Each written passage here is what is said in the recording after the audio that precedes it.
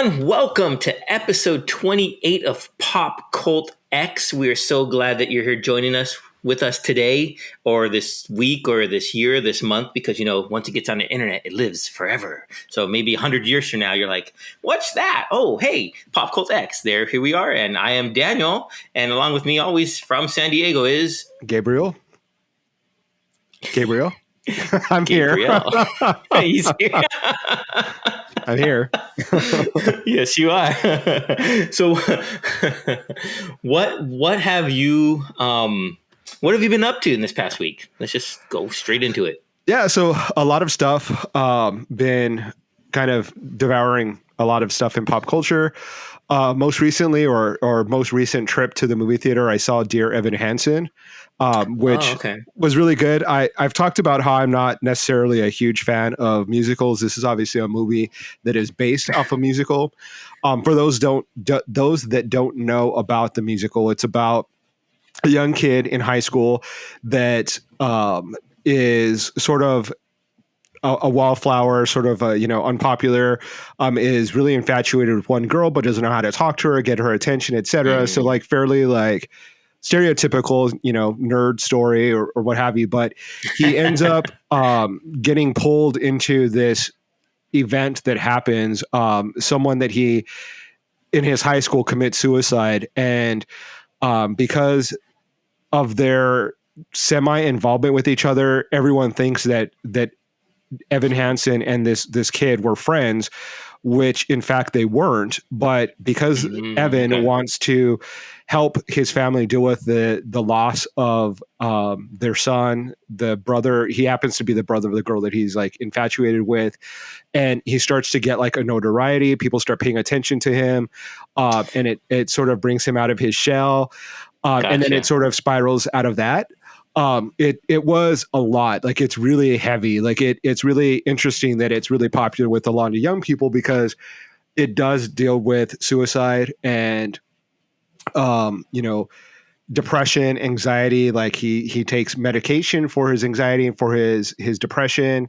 It sort of deals with those themes of mental health, which is really good, I think, on one part, because it's something that we should be talking about. But on the other hand, not walking in knowing what the movie is about, I kind of got caught off guard. It's really kind of heavy topic to kind of go in and watch a movie and then have it a musical based off of it. It kind of reminds me of Rent in the fact that it's it's so serious, and then you have music mixed with it together, and it's kind of a weird mixture. But it does work. I did like the film. I don't think it's an amazing film, but I did like it. I enjoyed it. One of the interesting things is the actor that plays Evan Hansen is a grown adult now, but he originated the role on Broadway. And so he came back to play it. So they digitally de-aged him, which was interesting. Oh, did they? Okay. Yeah. Okay. Because I think they had him lose weight. They kind of, through acting, he tried to portray an awkward, gangly teenager. And I believe that when they did test audiences, they said that it was still not believable. So they went back and de-aged him even more. And so that was interesting. Yeah, that was my knowledge of the movie, was that the main actor was 30-year-old playing a teenager, and it was getting a lot of grief for that. Mm-hmm. But I didn't know he originated the role. So that's kind of cool in a way that they got him back in there to play the role again. Yeah, I think that it's interesting when you have loyalty to the people who play or originate roles on Broadway. But it's at a certain point they can't go back and play it. And it's kind of sad because it's it's going from Broadway and pop culture in that sense, but then to the real large mass audience. Someone that I think of is Idina Menzel, who originated Elphaba in Wicked. And I think she joked a long time, she was that's my role. If there's a movie, I want to play it. But, I think she's too old now to, they could digitize her. But at one point, is it really necessary to bring back that person? I think it's kind of fun to see them play another character and sort of play or pay tribute to them and their role within creating that character in that world by having them come in as another older or different character. So that's they could have done that with Evan Hansen, but they chose to bring him back. I think one of the controversies is that his dad is a producer. And so they're like, well, of course they're going to bring him back. His dad is putting the money up or creating the money for it. So, but it wasn't that bad. Like honestly, he did a really good job. He was like super awkward. So he portrayed the role like really well. He's got a good voice. The rest of the singing was good. So overall, I mean, it was a really good movie. I would recommend it for people that are fans of like musicals and theater and aren't too triggered by, that topic. Kind of reminds me just a topic in the high school of like Perks of Being a Wallflower, the book and movie. Yeah. And now that was an interesting story as well. I mean, I won't get into that too much, but just I can imagine having to tell that type of story but through some uplifting musical numbers. It's like, wow, that's pretty complex to delve into. And I'm glad it seems like they pulled it off. So yeah, they did a really good job. So I mean, if you're into that, definitely check it out or wait till it comes on to streaming services or whatever. But I think a lot of people were saying like, oh, is this going to be this year's Cats and like be a big fiasco and disaster because, they're trying to make him look young. And I don't think so. I think that they did a good, they did good by the story and the characters and did a really good job of translating it to film. So kudos to them for that. Cool. Yeah. Well, let me get your take on another topic, just kind of in what you just said in how loyalty to like both the actor who originated the role or to the fan base, I guess. So Daniel Craig, it was announced that this is his last James Bond film, No Time to Die. And so even before it's been released here in the US, there are people already speculating who's the next Bond and whatnot. Do you think that I'll take it one step further. I'm sorry. Before I ask the question, Wolverine with Hugh Jackman. Yeah. Okay. So since they're replacing James Bond, do you think that we should also go ahead and think about replacing the actor who plays Wolverine? Is it something that we're paying loyalty to the actor, by not recasting it? Or do you think it's more loyalty to the character to find someone that can portray him in the best light? So it depends on how they're going to do this introduction for the X-Men into the MCU. I think that if they bring back Wolverine, he is a rough, like aged, tough character. So like an older Hugh Jackman would definitely kind of fit into that. And they can kind of transition that into like the Old Man Logan story arc of the comics. So I am a huge fan of Hugh Jackman. I think he did such an amazing job, but if they want to get like true to the comic book character and like get a smaller man in stature, because Wolverine's supposed to be like a short guy, like a Wolverine, and I think that's why we liked him. And so I wouldn't be mad at that, and I think that they do a really good job of casting most of the time of the MCU. Where like I'm like, okay, they did a good job, even though my expectations were I would have wanted someone else, and then you see the end product, and you're like, oh, they pulled it off. So I'm not loyal to Hugh Jackman in the sense that I would be like, no, he's the only Wolverine that could possibly exist. Same thing with like the Spider-Man actors. There's been like 4 or 5 different Spider-Man, and I didn't have any loyalty to any of them. I was excited to see like the newer, whatever the new iteration of Spider-Man was. I was excited. I actually do like the current Spider-Man. I think that he's probably the best because he has Holland, that. Yeah, like he has that like youthful, like he encapsulates the character a little bit better to me than like some of the other actors did. But I don't really have a lot of loyalty when it comes to those actors, I guess. Because the stories are so timeless, like they're gonna have to like replace them eventually because they can't be like 60-year-old Spider-Man or Well, I guess with the multiverse, there could be, right? Yeah, the Spider-Verse and 60-year-old Spider-Man. Spider grandparent, Spider granddad. So you mentioned James Bond. So are you saying like they're going to recast James Bond as well? Is that when you that's what they've been.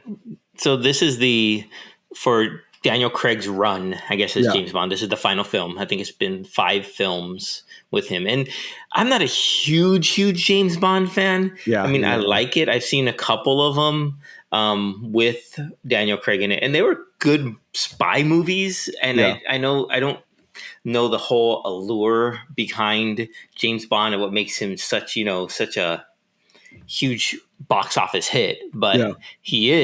that character is. So I'm really kind of interested to see where they're going with that. Hmm. And I know they won't announce that, or the producer, the showrunner, whatever you call it for James Bond films, said they won't announce who's going to replace him for a couple of years now. So we Yeah. get to live in speculation till then. Yeah. I think that it would be kind of cool to see them shake it up and do something different, like different than a white Englishman, or, just to be fresh and different. Like we've seen Mm-hmm. what they can do with like the existing actors that they've used. I think that I've maybe seen 1 or 2 James Bond movies, and they weren't the Daniel Craig versions. It was different actors playing it or playing the character. And I definitely am not tied to that James Bond character where I'm like, oh, it's Mm-hmm. not, it's not according to canon. It has to be an English white man. It can't be an African American or an African English person, or it can't be a woman, or all of that speculation, what they might do. Like, I think it would be cool to see a woman play James, a Bond, not James Bond, but, a Bond character, Mm-hmm. Mm-hmm. or a person of color, really anything to kind of switch it up and make it a little bit more exciting. Because when the Bond movies that I have seen, I'm typically more drawn to the villains. I think the villains are more interesting than Bond is. I think he's kind of like a boring Mm-hmm. character. And so yeah, I'm excited to see what they can do with it. Yeah, it should be interesting. And there was a whole controversy with Daniel Craig in saying that a woman shouldn't play James Bond Oh, he because he said that? wants. Yeah, he said not because um, there was more in context what he was saying, but it was more because he wants to see an equally created role for a woman that's not James Bond, that's equally as debonair, or equally as suave, or equally as badass. I don't know. So it doesn't necessarily have to be James Bond, but someone on that par. Something like that. I mean, I don't know. You can read Yeah. into it both ways, I guess. Yeah, I But could see that where it's like, okay, like maybe they wouldn't ever do this, but like maybe bring in James Bond and then have him die, and then his replacement is a female. exactly. They wouldn't do that. And I think Yeah. that's I think of Doctor Who and all the different Mhm. people that have played Doctor Who, and I think that That's they've true. had a woman recently play Doctor Who. So like, why not have a female Bond? And we've proven that like audiences like those female spy movies, like Black Widow, Atomic Blonde, Mhm. Salt. I mean, there's been tons Mhm. of those female spy movies that I don't know. It might be interesting. It may not, but we'll see what happens. I'm not holding my breath because, like I said, I'm not a Bond film buff or whatever or fan. Something I am a fan of, though, is something that everyone's talking about right now, is the Squid Game. Have you Mhm. been able Mhm. to catch it on Yes, I Netflix? caught the first episode of Squid Games on Netflix, and it was something. So when I first saw the first episode, and it's a series, so if you Hmm. haven't seen it, go watch it on Netflix. Highly recommend it. First off, it's great, and I was just reading about the creator of the show, how he spent 10 years trying and working to get the story told, the story made. So I Yeah, guess he wrote it back 10 years ago, and he's been pushing to get it made by these um, I guess different production houses, and yeah, Netflix finally did. But I was wondering when I first started seeing it, watching it, was why it was taking so long, and they were telling the story of the main protagonist in that episode. Why it hmm, was focusing on him so much, and I was waiting. Come on, get to the Squid Games, get to the part that everyone's talking about, and it was just like yeah, a long, slow burn buildup of this character.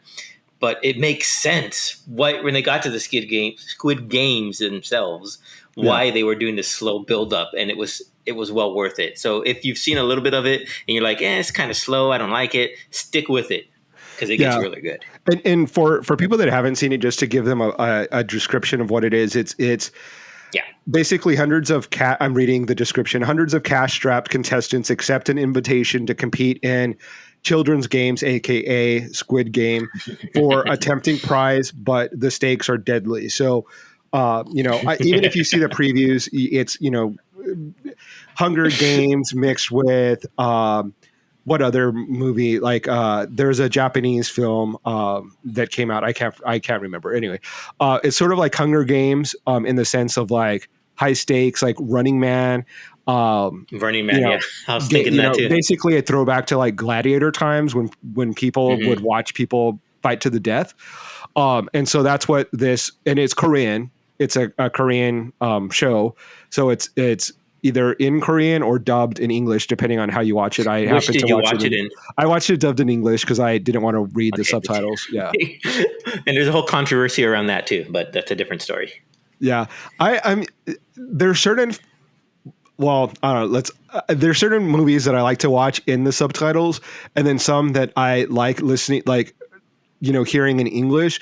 One that I actually enjoy listening to, even though I don't understand the language, was Crouching Tiger, Hidden Dragon.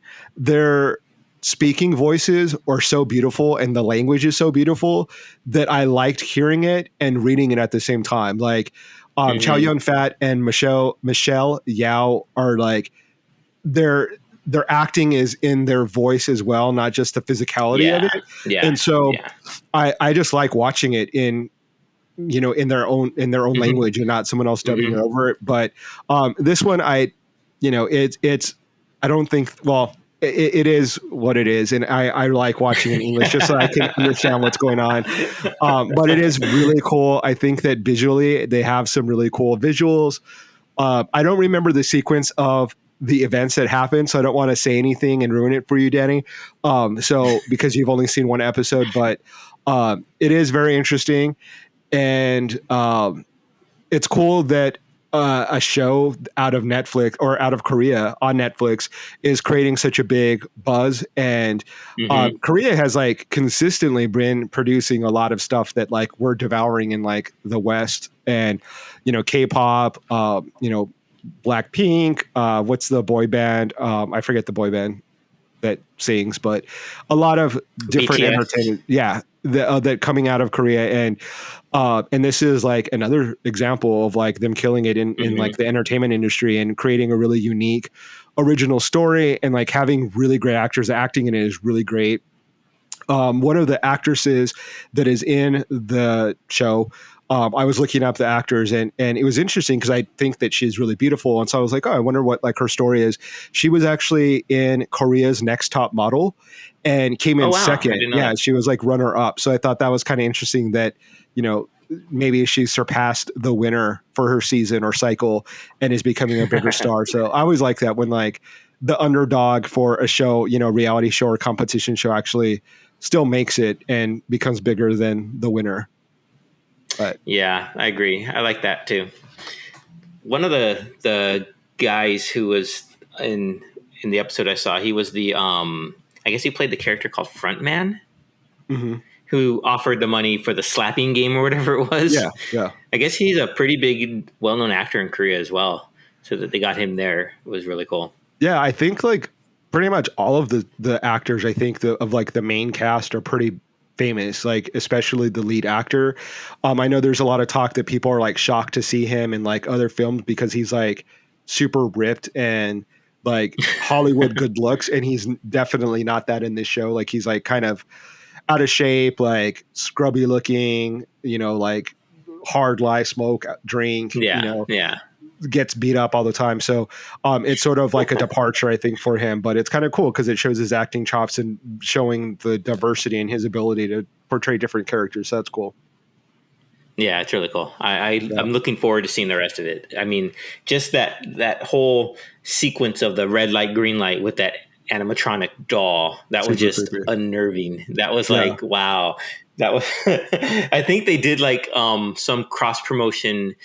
I don't recall what city it was in, where they put that doll in like a mall plaza or something, just, to promote the show. And so they had to turn it around, green light, red light, and people were like freaking out about it. Nice. So I'm curious, like if you were to be presented with the option of, let's say, winning $10 million, but going to play these like Squid Games, would you do it? Well, I mean, they didn't know the consequences when Yeah. they agreed to go, correct? 'Cause, I mean, if they had known that it's life or death, they would none of them would have probably have went. Right. So, I mean, just the opportunity to go win that much money playing a kids game, yeah, you would jump at it, I would think. Yeah. But then you get thrust into that life or death situation. It's like, whoa, I didn't sign up for this. Yeah. So that I was think a lot of people would. I think Americans oh and yeah, like people in general are like, not only for the money, but I think people would do it just for the fame. Like, I want to be yeah, the that's first like true. Squid Game America winner. I just finished watching Big Brother, and I think that like the money, like there's a lot of people that were on there that were like, oh, the money is not the reason why I'm on this show, and I'm like, well, then what is it? Like, you want to be famous, you want to have like the Hmm. notoriety, the like. What's the point if not for the money? It kind of annoyed me because I'm like, there are people on the show that are there to like win the money and it'll make a difference in their life or their loved ones' lives.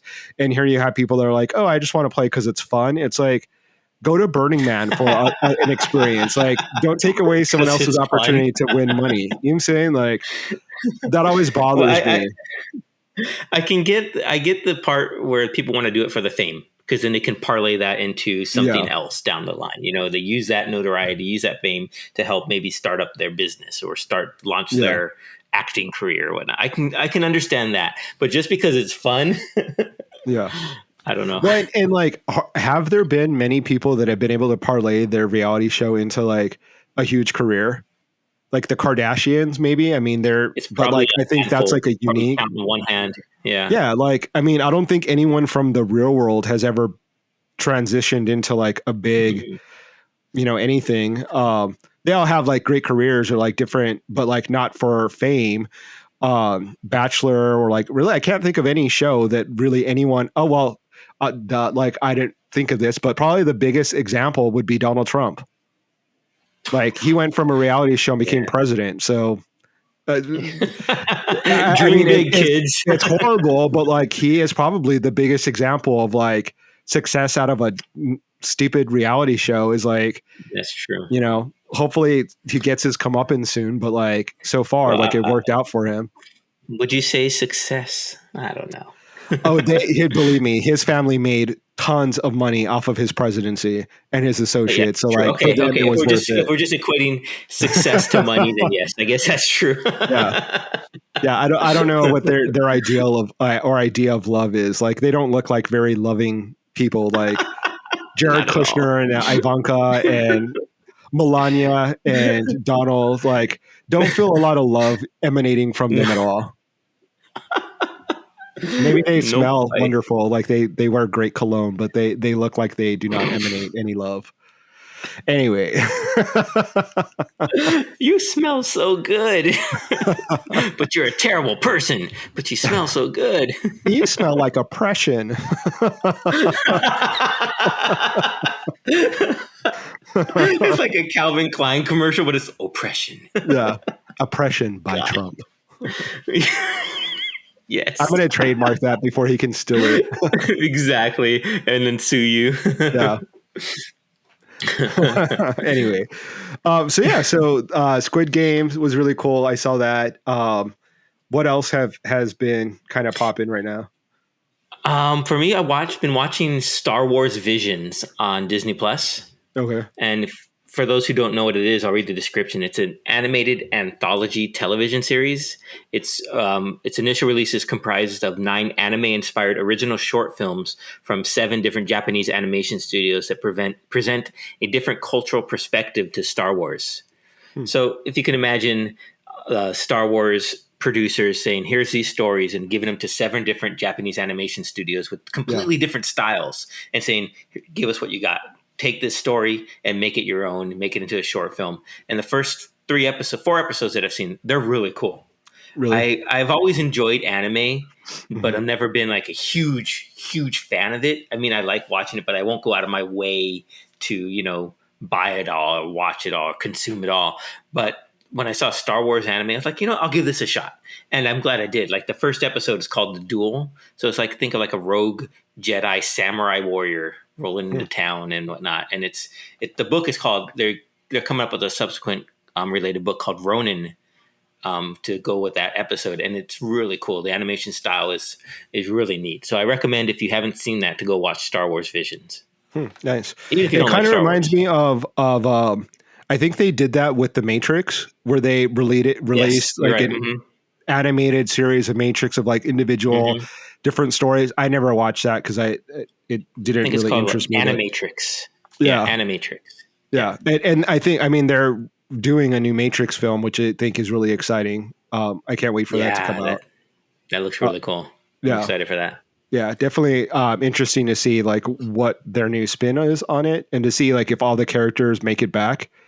I think what Lawrence hmm Fishburne's character is deceased or gone. Um, Well, they released the first trailer and they didn't show him on there. They showed a character that looked like it could be set to replace him, like a yeah, well, younger because version of him. that's what I'm trying to remember if in the last Matrix if he died.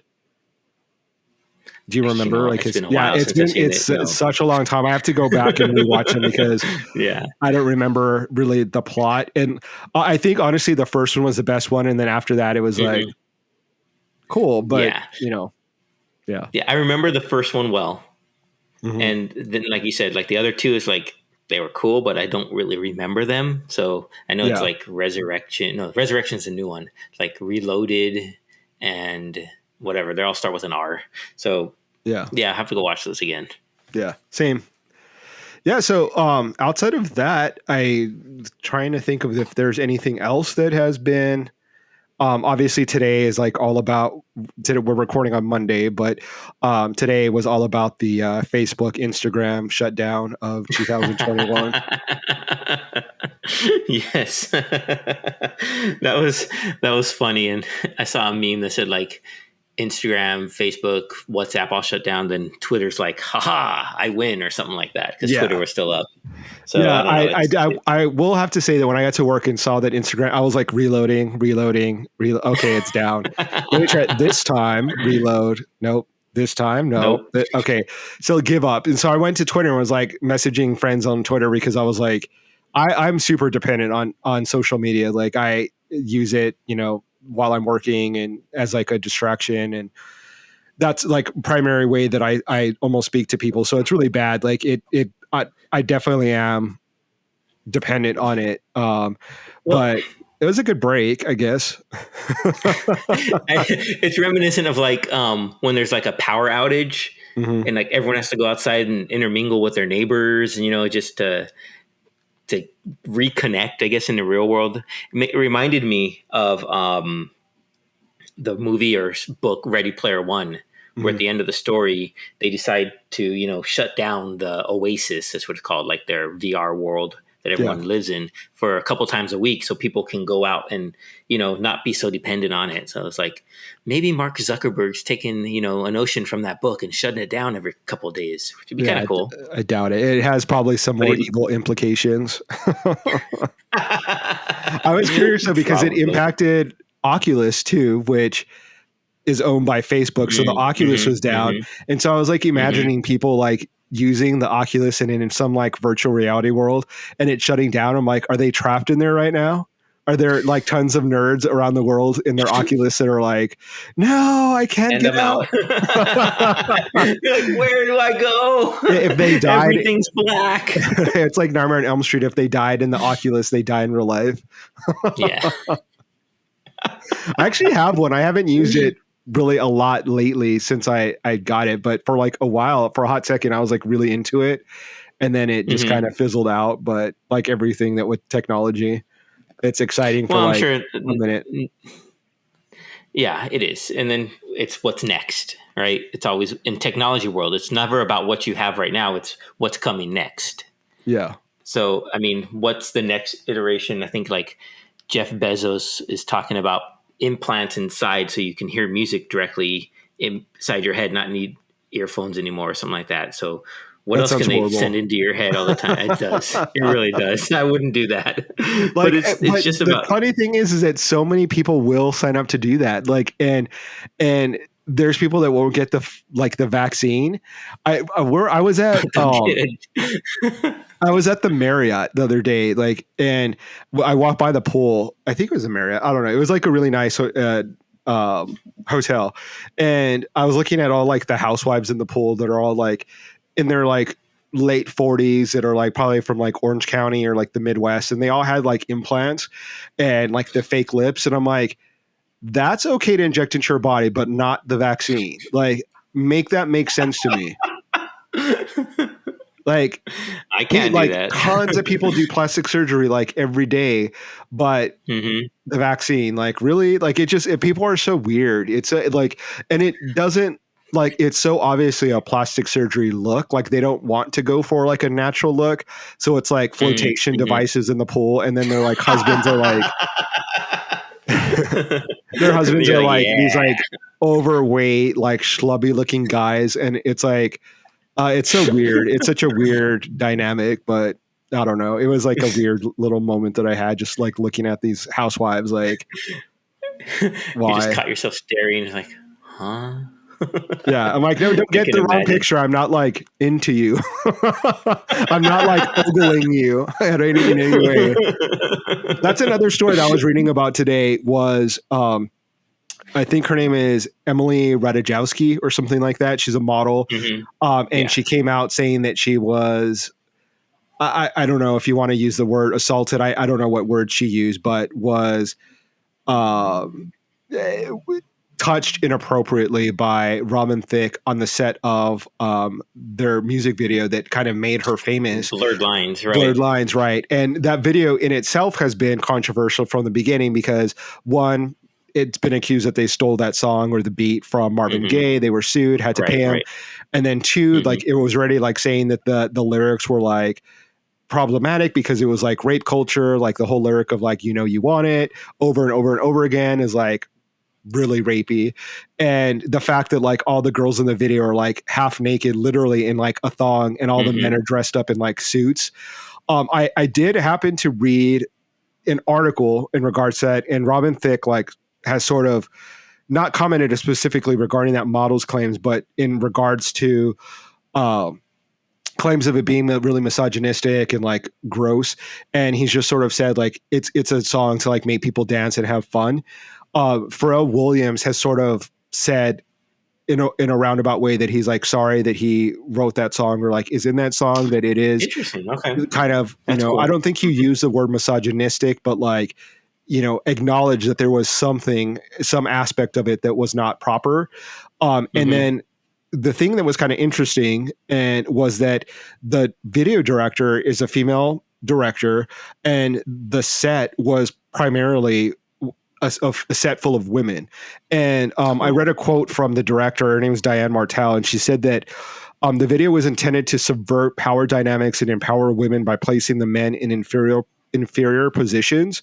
And so I went back and rewatched the video because I thought, okay, well, that's like an interesting take. Maybe I missed it. And I don't see it. Like, I think that's like a really Yeah, big that's cop out. weird.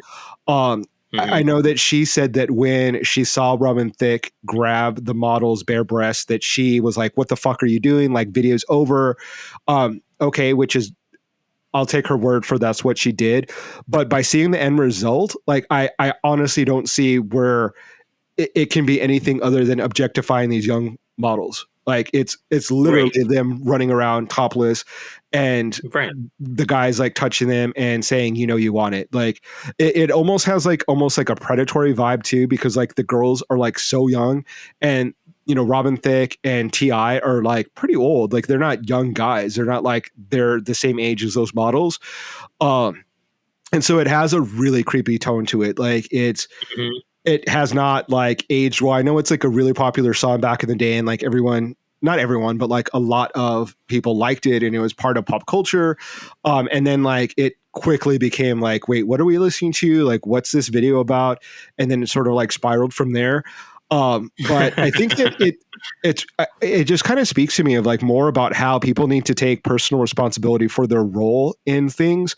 Like, not just like Robin Thicke definitely has to take responsibility for his actions for like touching someone inappropriately. Like, he Yeah. hasn't answered to it yet, but like he will, and I'm pretty sure he'll probably get kicked off of The Masked Singer, which is like his gig right now. Mm-hmm.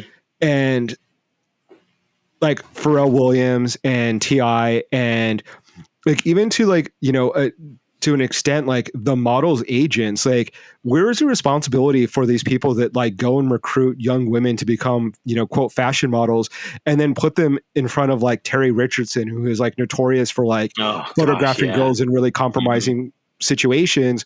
And of course, like you're a young girl, you are there in front of like a famous, world famous fashion photographer, and he's telling you to do things like, it is intimidating. Like I would probably go along with things because I'm like, oh, this is, my way in. Like maybe this is what everyone does. But we're the agents, like we're like the people saying like, you know what? No, like this is, you're crossing the line. You can't do this. As like the director of the video, like I would imagine that you're pretty much responsible for what happens on the set. And Yeah. yeah, maybe she did react when she did see that, but like the overall tone of the video is still what it is, and Yeah.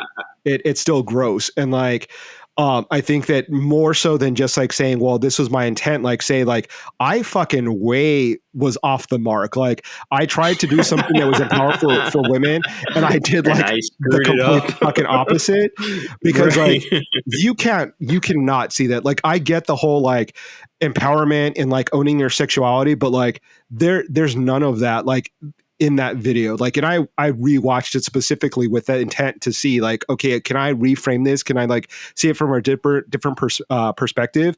And Hmm. they're definitely, the power dynamic is the men are in power, and it was to make Right. Robin Thicke look like the man, like to make him look like, suave and debonair and like cool. And apparently that's what did it, because that like pushed him into like mainstream pop culture and really successful. Hmm. So I mean, mission accomplished, but like at what cost? Like, and it's sort of sad. Like people already on Twitter, I think, like discussing like why the model came forward and like why now. Well, now she has a career that's established, and she probably doesn't fear Hmm. any retribution Retribution or or any anything. like pushback or like being destroyed. Like she probably still might, see some of that where they're like, oh, she has like loose lips, we don't want her on our set because she might go to the media or like whatever. And she's probably still going to face more repercussions than the people in power were, like more than the video director, more than Robin Thicke, which is sad. But it's like, and you're proving the point of like, why didn't she come forward? Because like you people that are already attacking her, saying like, that she's opportunistic or she's doing this for further fame or whatever. And so it's like, it just sucks. It's like a really, I don't know, maybe they need to pull the video now that we know like the circumstances and the context of it. Hmm. And some of those people need to like make full on like apologetic statements at a minimum and say like, we really fucked up. Like this was not Yeah. the thing, like, because it had such an impact on pop culture. Like there's little It did. boys and Hmm. girls watching and listening to that music video. And normally I'm not Well, I like one of hope those not. people. Well, I mean, it's on YouTube. I don't even know how on YouTube, like I pulled it up on my Apple Plus or my Apple TV, and it fulls on shows them topless, like unblurred on Right. the Hmm. unedited version. And I'm like, that you can show that on YouTube? Like I didn't even know that you could show that. Right. And Right. and so I don't know. It just normally I'm not one of those people that is like, oh, we have to hold like our pop stars to such a high level that like they're responsible for raising our kids, because that's not their job. But when you have such a huge impact, like you can still be sexy, but like maybe not make a rape song. Like you can do it in a way that's not like promoting rape culture. Like Right. there's other Yeah. options. You could have got like a really, if your influence was Marvin Gaye, like listen to his songs. He showed you how the blueprint of how to make cool, sexy dance music. Follow Hmm. that guideline. Like I don't remember him making a rape song. Like I don't know. It's really a I sad remember. moment. Yeah, I know what you mean. I remember when I first saw it, and I was like, "Wow, that's the video." I Yeah. mean, it was just like I couldn't believe it. I was like just surprised that it would be that shot like that. I guess Hmm. I just didn't understand it. I guess I mean, what was the point they were trying to prove like that? I mean, I think back to like Simply Irresistible Hmm. by Robert Palmer, and all the ladies, he has them all on stage with him, but they're all dressed up in a uniform, it's tight dress and Yeah. red lips and stuff. And it's it's a little to that, but it's a little more muted, and at least they're covered up. right? Yeah. And maybe they're using them as a symbol as well, but at least it's not just like, I wouldn't say degrading to the ladies, because maybe that is them owning their own self and their own sexuality, but Mm-hmm.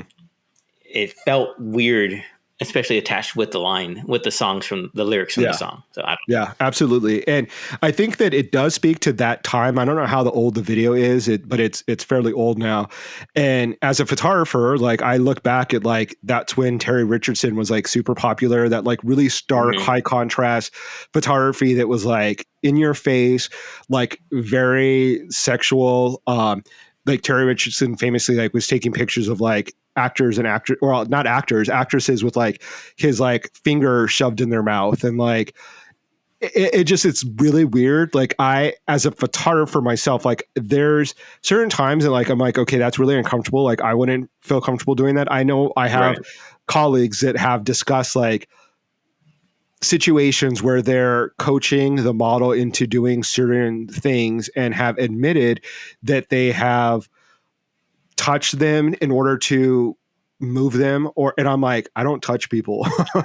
I don't like, I can use my words to like move your right shoulder or like lower your leg. Like I don't have to physically Yeah, I know touch what a you mean. person, but like I'm definitely like that like I don't like to be touched. I respect my space. So I think that I do that in others. Like I don't want to invade that. But also like I would have think that with this day and age that like you would be more educated about like if you're running a business, why would you be wanting to blur, to use that song's title, to blur those lines between professional and like intimate, like sexual Hmm. moment with your quote models if you're then becoming sexually involved with them. It's so weird. Like it's I don't Yeah. know how like more people haven't been sued, or you know there's a long list now of photographers that are like Oh really yeah. in trouble and like basically been banned by like Condé Nast for working for their publications because models have come forward and said like, hey, like that guy molested me basically on set. Like Wow. and this is like men and female models. And so it's really interesting. I mean, it's interesting to see like how far we've come in the sense that like now we sort of know that there's certain behaviors that's not acceptable, but for so Hmm. long it was just like everyday business. Yeah, just glossed over, and as long as Yeah. the end result was what the publisher wanted or what would sell, it who cares how you got there, right? Yeah. I almost feel like, and this is like a topic for another day, but like I almost feel like professional models or models in general should be 21 and up. I think it's really odd Mm. that we have models that are like younger than 18 or like 18 Hmm. that are like, Hmm. like, how is that not exploitive of a child if they're 16 and they're dressed in, yeah, it may be, some high end fashion line, but if they're still underdressed, how is that not against the Exactly. law? Like, it's really Right. weird. It's like those clubs when you see pictures of like Lindsay Lohan when she was like a teenager coming out of some Hollywood club. I'm like, how are they not getting fined? Like, it's on the Hmm. cover of US Weekly. Like, do the LAPD not care about that? Like, just like cocaine dripping from her nose and like a Right. bottle of champagne, and like the club owner is like posing with her. Like, how did they not lose their liquor license? Like, whose palms are they greasing? Right. And it's just I like hear you. because it's everyday business, it's like part of fame and notoriety, and that business of like who cares, like it happens. I don't know. Well, yeah, it's like we expect our stars to be, living a life that we can't Yeah, live. So we got to live vicariously through them and party through them. So seeing them do in situations like that, it's like, okay, that's cool. They had a good time. yeah, I guess. I don't know.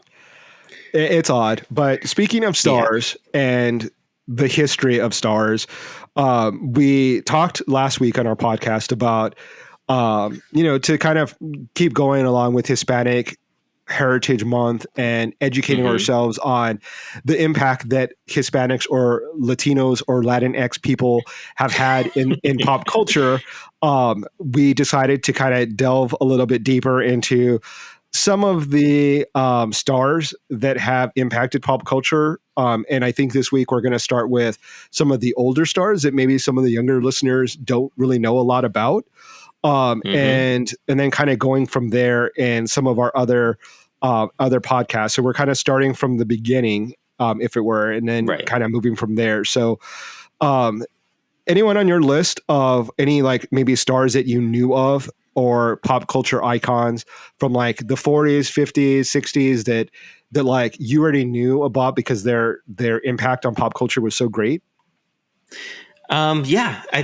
Just to recap, so I think you hit it on the nail that we're doing this from the 40s, 50s, 60s, and maybe even 70s. So this is Yeah. like before we were born type thing. So and those stars that are in there, the only one that really has stood out to me the most that I didn't even have to look up because I already knew was Desi Arnaz.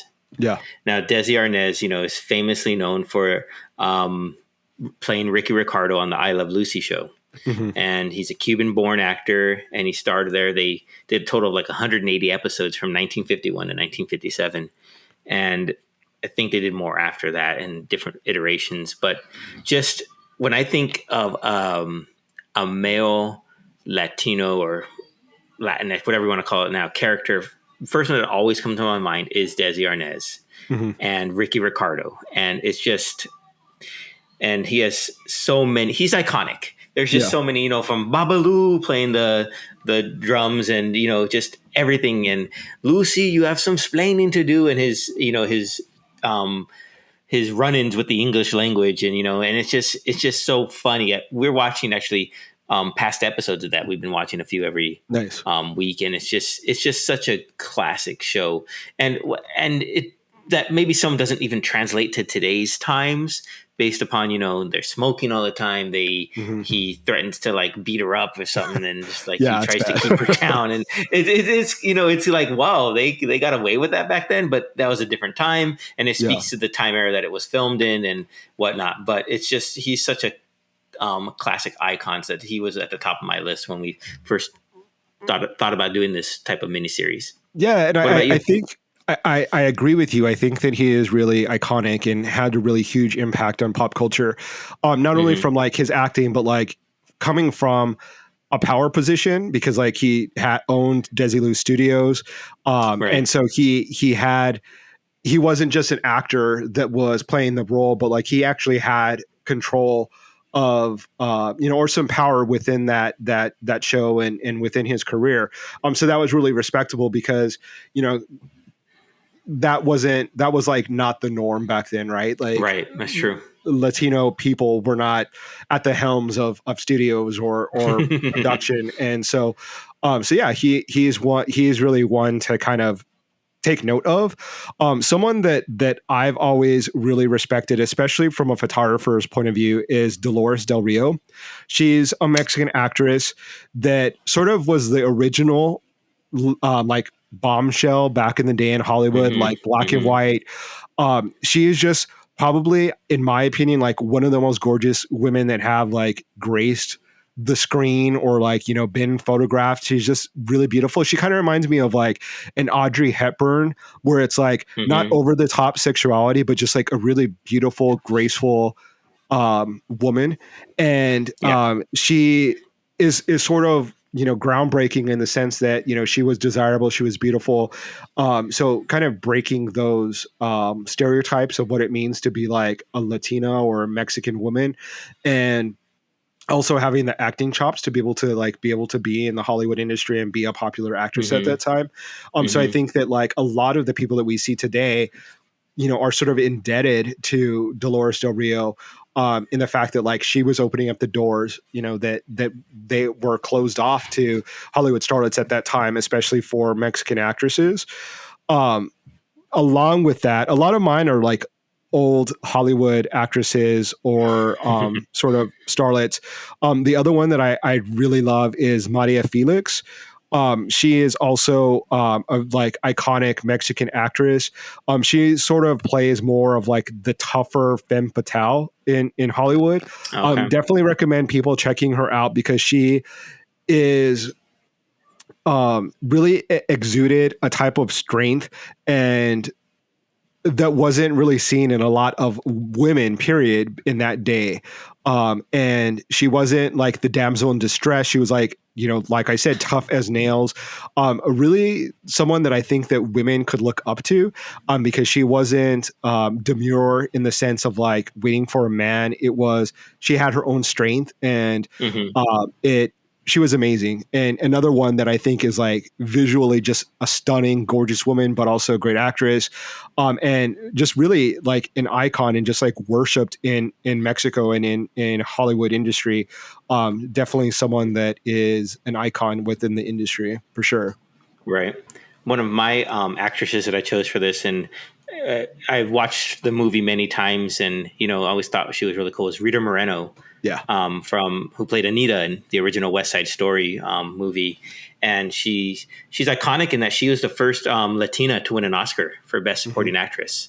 So that was really cool. I really enjoyed her role, and I actually think she's going to be, I know they're remaking West Side Story. Steven Spielberg is redoing it. And I know she has a role in that movie as well. So I think that was really cool that they brought her back in to play one of the, the older characters in there. So I thought that was really cool. So she is on my list of actresses. I think she's on everyone's list. I mean, she's she's an EGOT. So she's won an Emmy, a Grammy, an Oscar, and a Tony. So there's like a handful of people like that are able to say that they've accomplished that. Right. So it's like she's accomplished, like she has nothing to prove, right? She's like, she did it. One of the interesting things that I think of her story that really speaks to how she was really breaking down doors is that when she was up for the role for West Side Story, they actually put her in blackface because they said that she wasn't dark enough to portray a Puerto Rican or a Latino woman. And it's like, yes, like in today's day and age, like we can view that and say like, oh, how horrible, like she did blackface, like how could she do that? But like, she had to break that door down. And if she had to wear blackface, like in order to get that role, in order to win that Oscar, in order to be able to like build upon that and create a career that she wanted, and she had to do it. And I think that a lot of young people don't realize that sometimes like people had to play roles or do things that in today's standards, like we are fortunate enough to not have to do things like that. Like, because you could say, like you can say like, oh, it's really degrading for someone of color to play a maid or a housekeeper. Well, they took those roles because that's what was available to them. But then they were able to then break out of that stereotype and then do other roles because they showed their talent within that role and they brought their humanity to that role and showed like the beauty and the humanity of people that are housekeepers or maids or whatever stereotype that is. It's not something I want people to be doing now. Like I think we're past that. Like I don't want to see the Latina maid or the Latina housekeeper. I think we're done that and killed that stereotype. But I don't knock those actors of the past that had to play those roles in order to break down the doors. Like it's unfortunate, but that's part of their sacrifice. That's what they did in order to open up doors for the current actors and actresses or entertainers in order to kind of do that. I kind of think of like musicians that went in through the kitchen because they weren't allowed in through the front door to play venues. And it's like now, we'd be like, oh, Nicki Minaj would never. But like the reason why she would never or can say that she would never do that is because of the people that kept at it and kept playing those gigs and showing people and then demanding like, you know what? No, like I've proven myself. I'm a star. Like I'm walking through the front door and eventually they changed it. So Rita Moreno kind of represents that for me as someone that really just literally broke down the door for like so many people and has had a really inspiring career, in all different genres, types of movies, musicals, television, everything. She's just really iconic. And I think she's a really great person. I know that she's been under a lot of fire lately because of comments that she had regarding I can't think of the musical that just came out where they said that there weren't enough Afro Latinos in the Heights. So she was sort of defending them. And so she and I don't say this for a lot of people, but I think for her, I have enough reverence for her to take maybe some of the things that she said with a grain of salt, and for her age and what she's lived through. To kind of allow, like, to give her some grace and like to have some sort of like, yes, maybe she misspoke, maybe she has the wrong perception, but like she has shown that she's not like the enemy. Like she's not someone that we want to crucify over some Right. flippant comment that she made. So like I give her a little bit, more of leeway than I would. That's like someone who's like a 20-year-old actor saying something really racist or something. So anyway, that's true. but yeah, that's really great choices. I have a couple few, and part of me as I like scroll through my phone to kind of just remind myself of some of the people that I think are great or iconic. Another one is Celia Cruz, who is or was a Cuban singer, had like legendary voice. You can kind of hear, I mean, people that are familiar with her music, like you can hear her sing like Azúcar and know immediately who that is singing. And when we talk about people that are like Afro Latinos, a representation, we had, Celia Cruz, who was Afro Latina and was definitely defied the stereotype of like someone who could be a famous singer or who could be within the spotlight, because she wasn't, she didn't fit in that traditional stereotype of like what people normally cast as like a singer. But definitely iconic, someone that I love, I still listen to like to today. Incredible music. Another person that is in the music genre that I think is really iconic is Pedro Infante. He is another talented singer that he actually died in a plane crash in 1957. So kind of tell you like how his career like spans from the beginning of like the 1900s. And just really someone that is really iconic that represented Mexico and the talent and voice of that country in a really good way. And so he is also someone that I hold in reverence, along the same lines of like Celia Cruz and Rita Moreno. Who else is on your list? One of my persons also died in a plane crash, and that would be Richard Steven Valenzuela, better known as Richie Valens. Yeah. He was, I think, 18 when he passed away in a plane crash, but he was an American Mexican guitarist, singer, songwriter, rock and roll pioneer, and the forefather of the Chicano rock movement, and famously portrayed by Lou Diamond Phillips in La Bamba. And that was like one of my favorite movies growing up. I wouldn't say favorite. It was a favorite of mine because I loved to watch it. Yeah. But my mom always told me I love watching that movie. And I was always hoping that the ending would change. Because, you don't want to see such a tragedy happen to such a promising young musician and performer. But just, he's one that really, even though I wasn't alive during the 50s when he was really during his time, his music still stands out to me. And I catch myself singing, Oh, Donna, sometimes in a phone booth when I'm in those, Odd, but it does speak to the cultural impact of Richie Valens. Like, I think that like a lot of Mexican Americans can relate to like hearing La Bamba, like at parties, like not even maybe even knowing Richie Valens, but like his impact is in the fact that like so many of us know his music.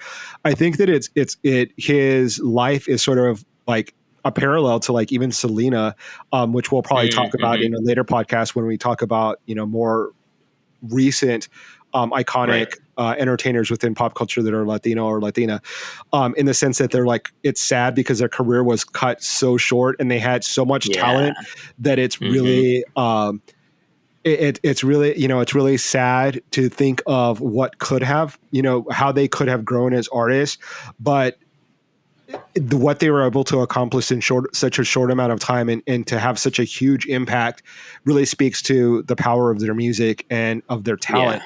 And, not only did he influence other Latino rock, but like he influenced just like American rock and roll in general. And you have a lot of people that were influenced by him and still are. So I think that he definitely, it's a sad story, but he lives on in his music and in the impact that he has on all of our rock and roll culture. So that is something to kind of think of positively in regards to that situation, but it still is sad. Like, and that movie in itself is like iconic. Like Richie, Lou Diamond Phillips did, I think, a good job.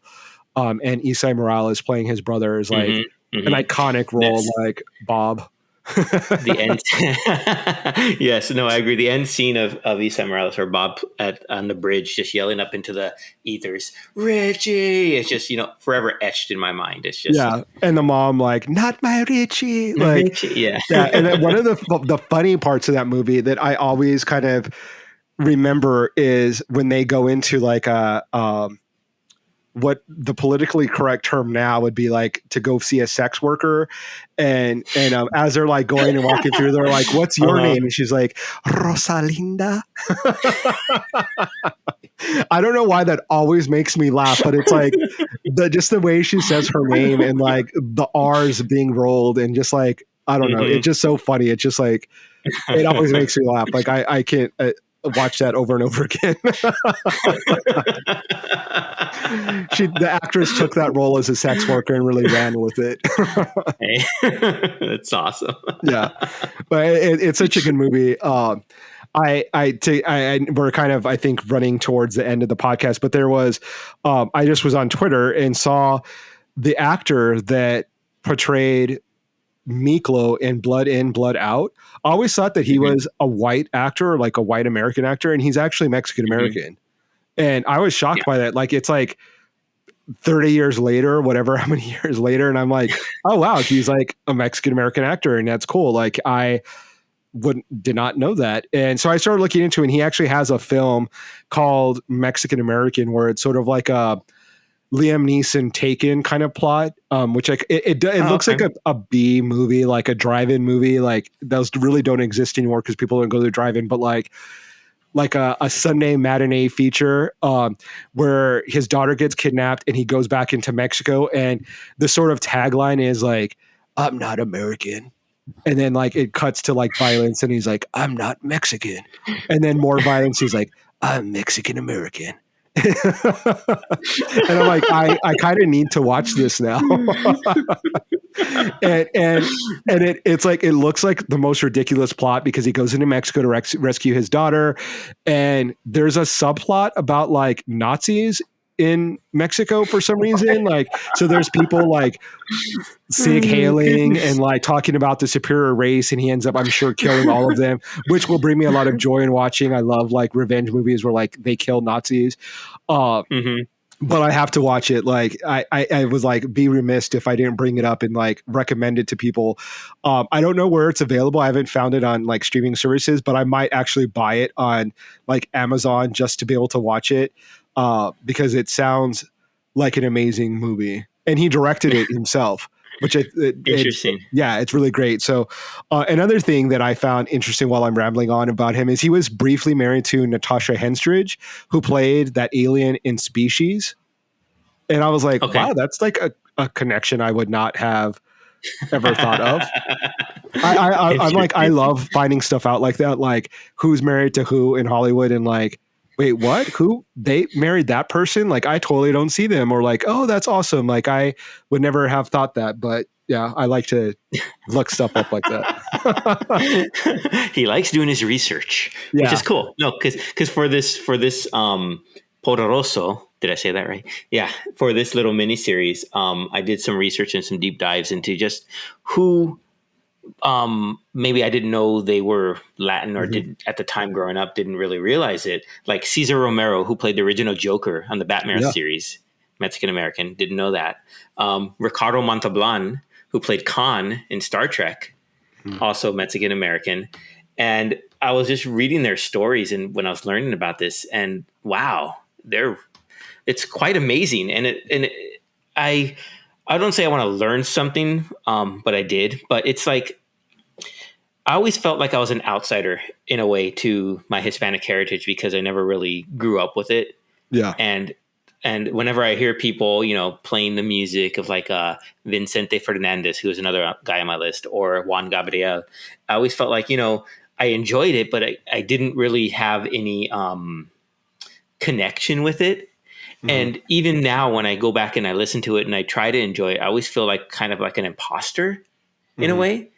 But at the same hand, I'm trying to get past that feeling so I can really embrace and say, you know what, half of me has roots alongside of these people. So I Yeah. should be able to embrace it and not feel like I'm just, kind of like a poser or something like in there, Mhm. just enjoying it because it is part of me. And that's one of the things that I really appreciated about this assignment, especially Mhm. for the older generation of music and actors, is that I really get to have a deeper feeling or a deeper connection with him. So I was listening to all sorts of music last night from different artists and musicians, like Tito Puente as well, another Cuban drummer, and just really enjoying it and trying to enjoy it on a deeper level than just as I was before growing up. But it was really cool. Yeah. I appreciate your honesty because I think a lot of people probably feel like you. I think that, I sort of relate to that quote in Selena where she's like, or the dad is talking and saying like, we're not Mexican enough for the Mexicans. We're not American enough for the Americans. Mm-hmm, I've mm-hmm, always kind mm-hmm. of found myself kind of in that same Yeah. feeling is that, if I go to Mexico, they're like, oh, you're obviously American and you're not Mexican. And they, sort of mock me or whatever. And then, but here, obviously like have felt that people always ask, oh, where are you from? Or like, I'm always having to define myself by like, oh, I'm Mexican American or I'm Latino. And so it's like, you never really feel like you're truly just Mm-hmm, American because there's always like that mm-hmm. label that's attached to you. But I think that what we need to realize, or like, someone that can relate to your situation, is that there are like no gatekeepers of like cultural identity. And if there are, they need to stop it because I think it's, bullshit that like Tell you're that to the grocery workers in the Mexican grocery store. Yeah. that, well, there are no, like, there's no one way to live your life, right? Like you are who you are. You are half Jewish, Mm-hmm. half Mexican. And there is a treasure trove of culture for you to be able to experience. And like, you may not have grown up with such tight or, you know, closeness to that culture, but like there is nothing saying that you can't then now go in and investigate it and enjoy it because that's like Mm-hmm. what it's there for. That is like the beauty of art, is that like you can Right. experiencing it for the first time or like many times over. And that's what those people really work so hard to be able to create, is something that is like Yeah, that's has true. longevity and is a legacy. And Mm-hmm. so like I encourage anyone to do that. Like discover or even rediscover your culture at any time. Like it's never too late for you to be able to do like a deep dive into your own culture. And like I think that now that more people are doing like Ancestry and Me or 23andMe or ancestry.com, and Mm-hmm. finding out like more about where their ancestry originates from, like do it, check it out. Like Yeah. there are so many interesting cultures in this world, and it's never too late to learn about it. And there's no such thing as like imposter syndrome where like you're not Mexican enough to like relate to it. Like do it. I mean, obviously like cultural appropriation is like a whole other topic, but that's obviously not applicable to you because you Right. are of that culture.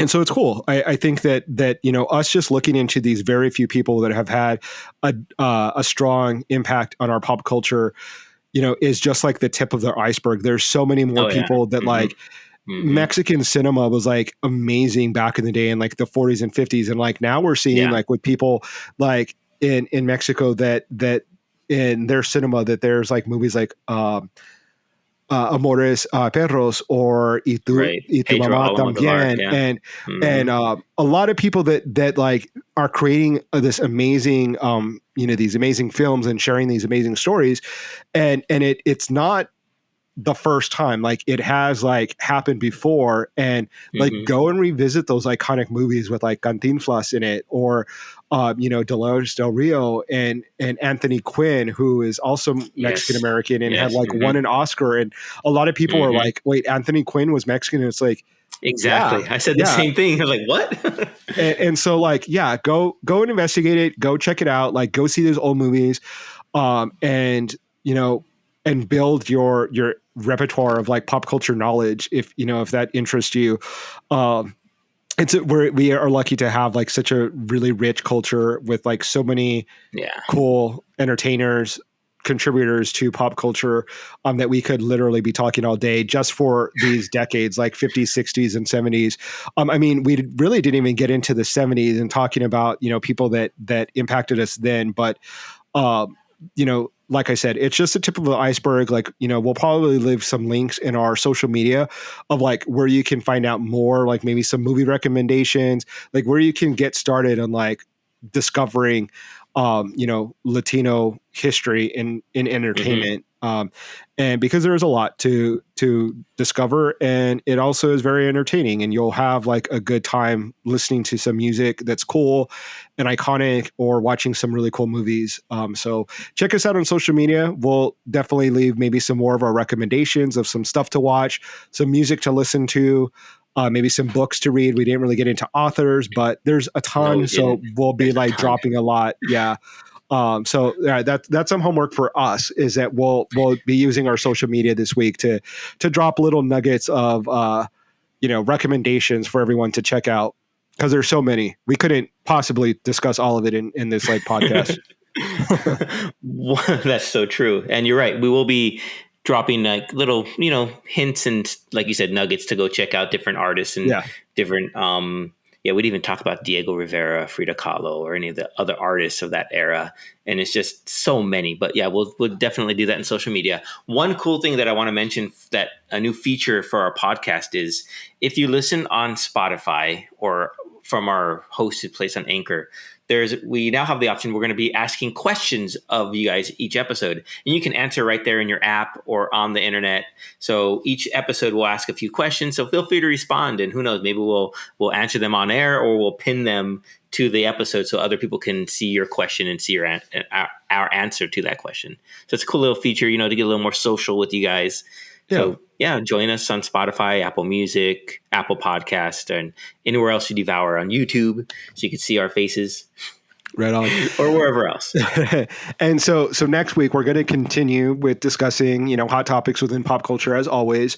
But we're also going to kind of delve a little bit more into the Hispanic impact on pop culture, with discussing more of what we grew up on in the 70s, 80s, and 90s. So we're going to bring in some recommendations of some people that really influenced us growing up, movies, entertainers, etc., that are lived and their work influenced us in that moment, in those decades. And we'll bring in some more recommendations for you guys to check out.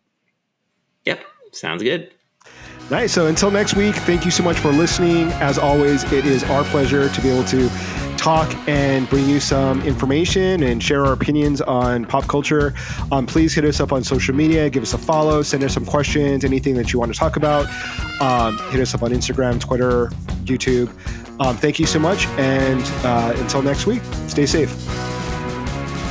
Bye, everyone. Bye.